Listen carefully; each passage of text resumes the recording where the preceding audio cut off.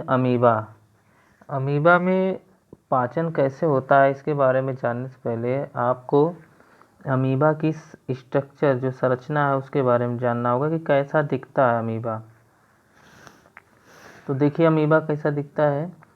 जो अमीबा होता है यह एक सेल से बना होता है और इस एक सेल में बहुत कुछ संरचना पाई जाती है। देखिए सबसे पहला जो इसकी संरचना है वो न्यूक्लियस है। क्या है इसमें? न्यूक्लियस।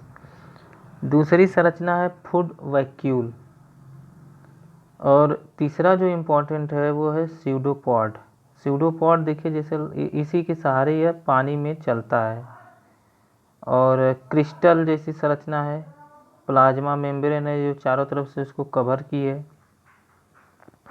कंट्रैक्टाइल वैक्यूल है जो फैलता सिकुड़ता रहता है और इसके अंदर जो लिक्विड की तरह पाया जाए एंडोप्लाज्म और एक्टोप्लाज्म और इन दोनों को मिलाकर क्या पाता है? साइटोप्लाज्म। तो आपको बस संरचना देखनी है, बाकी नाम याद रहे या ना रहे। तो स्यूडोपॉड जो होता है ये चलने फिरने में इसकी सहायता करता है, लेकिन इसे स्यूडोपॉड इसलिए बोलते हैं क्योंकि ये फॉल्स फीट होता है। जैसे हम लोगों का पैर होता है, इन लोगों का ऐसे होता है, लेकिन ये झूठा पैर है। इसमें समझ में नहीं आता ये पैर है भी कि नहीं है, क्योंकि यही पैर अभी देखिएगा आगे क्या क्या काम करता है। तो ये हो गई इसकी संरचना, ठीक है। और ये फूड वैक्यूल जो होता है इसी में ये फूड जो है बाहर से एंट्री किया है और इसमें है। अब आगे देखिए इस कैसा दिखता है ओरिजिनल में। ये देखिए पानी में देखेंगे तो ऐसी इसकी संरचना है। देखिए जो किनारे किनारे है निशान बना है ये स्यूडोपॉड है। बीच में जो छोटे छोटे हैं इसमें न्यूक्लियस है, फूड वैक्यूल है। ये सब संरचना जो है ये किसकी है? अमीबा की है। इसीलिए वाटर में अमीबा पाया जाता है। लोग इसको अगर गंदे पानी को पी लेंगे तो इसमें ये पेट में पहुंच जाते हैं, जिससे कई बीमारियां होती हैं, पेचिश पड़ने लगती है और भी कई समस्याएं होती हैं। तो देखिए अमीबा के बारे में ये इस शॉर्ट डिटेल है। देखिए ये देखिए पानी में कैसे अमीबा दिख रहे हैं। इनका जो साइज है यह जो है शेप जो है यह हमेशा बदलती रहती है। साइज तो नहीं लेकिन शेप इनका हमेशा बदलता रहता है। शेप का मतलब जितना बड़ा है उतना बड़ा तो रहेगा, लेकिन इसमें डिजाइन इसकी चेंज होती जाएगी, कभी गोल तो कभी कैसा तो कभी कैसा। अब ये खाना कैसे खाते हैं, मतलब डाइजेशन कैसे होता है इनमें, पाचन कैसे होता है, ये आपको जानना है। तो देखिए ये फूड पार्टिकल है। जब ये वाटर में फूड पार्टिकल देखते हैं तो जो इनका न्यूक्लियस है वो दिख रहा है आपको फर्स्ट स्टेप में।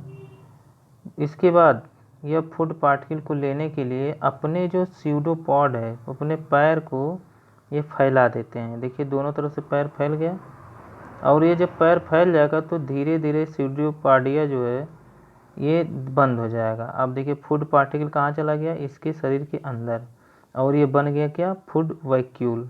अब फूड वैक्यूल जब बन गया तो तीसरी स्टेज में जो दूसरा स्टेज में ये फूड वैक्यूल जो बंद हो गया देखिए अंदर। अब तीसरी स्टेज में क्या होगा? इसके ऊपर जो है डाइजेस्टिव जूस आ जाएगा, एंजाइम आ जाएगा, जो फूड जो पार्टिकल है उसके ऊपर एक्ट करेगा, जो ऑरेंज कलर में दिख रहा है, ऑरेंज कर रहा हूँ, पिंक कलर में दिख रहा है, रेड कलर में जो भी।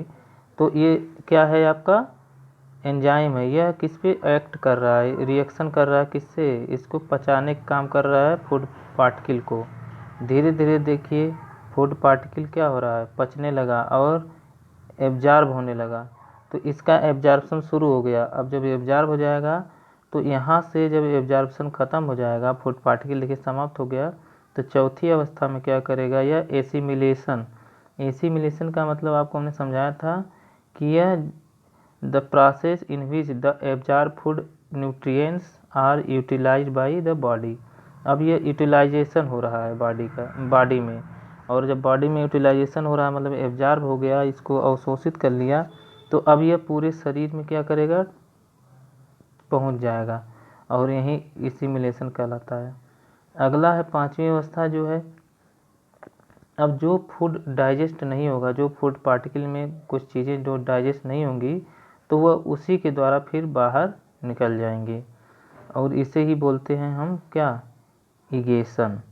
इंगेशन किसको बोलते हैं? जो पहली स्टेज है जिसमें फूड पार्टिकल अंदर लिया जाता है। दूसरी अवस्था क्या है? डाइजेशन। और तीसरी अवस्था है एब्जॉर्प्शन, चौथी है एसिमिलेशन और पांचवा क्या है? इगेशन, बाहर निकल जाता है। अब देखिए इसमें समस्या क्या है कि इन लोगों का जो है इसमें ये समस्या क्या है कि जिससे लेते हैं फूड वहीं से फिर ये जो वेस्ट मटेरियल है वो बाहर भी निकालते हैं, या कहीं से भी इनका मूव हो सकता है। ये नहीं कह सकते कि आप आज इधर से लिया है तो कल उधर से लेगा। देखिए ये है, इसमें थोड़ा क्लियर है। देखिए इसमें देखिए फूड जो है ले लिया, लेकिन इसका जो स्यूडोपोडिया है इसने देखिए धीरे धीरे सिकुड़ना, अंदर बंद करना शुरू किया, इसे बोलते हैं इंगेशन। और तीसरी स्टेज में देखिए डाइजेशन कैसे हो रहा है? फूड पार्टिकल जो है वो धीरे धीरे इसमें पच रहा है, पच करके धीरे धीरे इसकी स्टेज क्या हो रही है? समाप्त हो रही है। और चौथी अवस्था में देखिए एब्जॉर्प्शन हो रहा है, अवशोषण हो रहा है पूरे शरीर में। देखिए ये क्लियर रूप से एब्जॉर्प्शन हो गया। अब एब्जॉर्प्शन हो गया तो इसका पूरे शरीर में क्या होगा? एसिमिलेशन होगा। और जब एसिमिलेशन हो जाएगा तो जो भी चीज़ें बची रह जाएंगी वो क्या हो जाएंगी? इगेशन के द्वारा बाहर निकल जाएंगी। ये है पूरी प्रोसेस किसमें? अमीबा में। अब अमीबा में समझने के लिए ज़रूरी है कि इसमें ना ये देखिए प्रोकैरियोटिक हैं। अब ये ऐसे चीज़ें हैं कि देखिए इसमें ना माउथ है, कहीं कंफर्म माउथ नहीं है, इनका पैर भी फिक्स नहीं है, और इनका कहाँ डाइजेशन होगा, कहाँ से इगेशन होगा, कोई कंफर्म नहीं है। तो इसलिए इनका जो डाइजेशन है बहुत ही यूनिक क्वालिटी का होता है, इसलिए इसका डाइजेशन आपको पढ़ना ज़रूरी था। और जो अनडाइजेस्टेड जो चीज़ें होंगी, जो बचा रहेगा, वेस्ट मटेरियल होगा, वो किसके द्वारा निकल जाएगा? उसी के जहाँ से गया है हो सकता है वहीं से निकल जाए, या कहीं और से भी। इनका कोई फिक्स नहीं होता है, और इनकी जो शेप है वो हमेशा चेंज होती रहती। देख ही रहे हैं, फूड लेने के लिए अपनी शेप क्या कर दिया? शेप क्या कर दिया है? चेंज कर दिया है। तो ये हो गया डाइजेशन इन अमीबा। आपका ये जो लेसन है ये समाप्त हो गया। बाकी चीज़ें जो हैं आपको समझ में कोई चीज़ ना आई हो तो आप कमेंट में पूछ सकते हैं।